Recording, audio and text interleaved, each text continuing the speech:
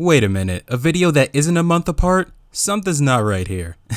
But anyway, how's it been? For those of you who don't know, I made a channel update video back in January, and one of the new things I've been planning on doing for this channel are discussion type videos. But I also want to make an extension on that by saying that they're going to be less edited than my main content, which means you won't be seeing my face as often. Pretty much these discussion videos will be a way for me to provide much more consistent content to the channel while also giving me a chance to try out more commentary style of videos. But without further ado, Atelier Yumia's calling my name.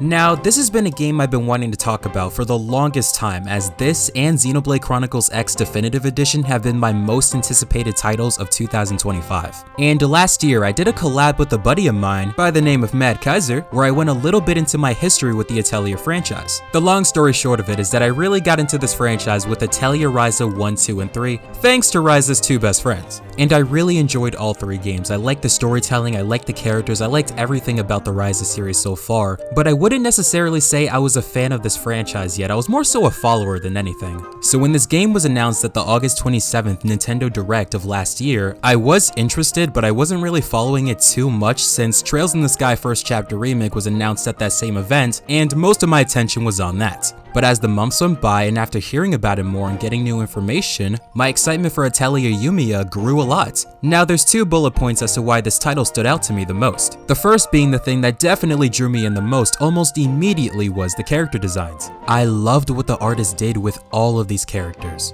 From the entire main cast of characters to even the antagonists of this game. The standout one being the protagonist, Yumia. She has such a beautifully crafted and excellent character design, and the more I kept seeing her in these trailers, the more I wanted to know about her in this storyline. Which also serves as a great segue to the other bullet point, being what I consider the most important reason for my excitement. The overall direction that the developers are taking with this game. One of the main reasons for my love of the Atelier Ryza games is how great and emotional of a narrative that the writers were able to create through the characters in a laid-back, coming-of-age type of setting. And now I'm really excited to see how they're going to handle the story and characters of Atelier Yumia in a much more serious and darker world of storytelling, which in of itself is a big deal since the Atelier games most of the time don't go in that direction. It's all laid back for the most part. When it comes to me, I try not to make it a habit to watch too many trailers of games that I'm hyped for, since I love to go into things as blind as possible. But from what I understand of the bits and pieces of clips that I watched of Atelier Yumia, in this world, alchemy is taboo and is no longer allowed. And Yumia's specialty is alchemy, and she goes on this adventure trying to find answers on what's really going on here, while also butting heads with some foes along the way. And I think this is a really interesting premise, and it feels almost shonen in a way in regards to storytelling. Also, considering the fact that all the previous storylines in the Atelier games was always in support of alchemy, this is going to be the first game in which the world itself is actively against it. So I can't wait to see where they're going to go with this type of storytelling. Another thing I'm really looking forward to is the combat system, because unlike the previous Atelier games, Yumia is going full-on action RPG. Now, I've mentioned this in the past before about not being a fan of design choices like this where you completely change a series staple style of gameplay for another, since I feel like games such as Final Fantasy 16 shows that that's just one step closer to an eventual falling of dominoes of a series going through an identity crisis. And this is coming from a guy who loves action RPG combat. But Yumia is worth giving a chance because the gameplay looks very fun, and I really like seeing the characters, especially Yumia, move in action. My only concern is that I hope it's not brainless when it comes to complexity. Keep in mind that as I was writing down notes for this video, Koei Tecmo shadow dropped the announcement that they were going to be releasing a public demo for Atelier Yumia very soon. Hell, it's more than likely already out by the time this video releases. And that's something I'm super excited to download as soon as it gets onto Steam so I can get a taste of what this experience has to offer. But overall, what this all boils down to is my excitement to see what the developers are cooking in store with this game and what this will ultimately mean for the future of the Atelier franchise. The success of the Ryza trilogy has really done wonders for the devs over at Gust and Koei Tecmo as a whole. And you can tell from how ambitious Atelier Yumia looks that the devs really want this game to finally be the thing that takes this franchise out of the niche corner that it's been in for a long time now. I still can't say I agree with the $70 price tag, but it is what it is. Also, the fact that this game is releasing at the same time as Xenoblade Chronicles X Definitive Edition is definitely an incineration for my wallet.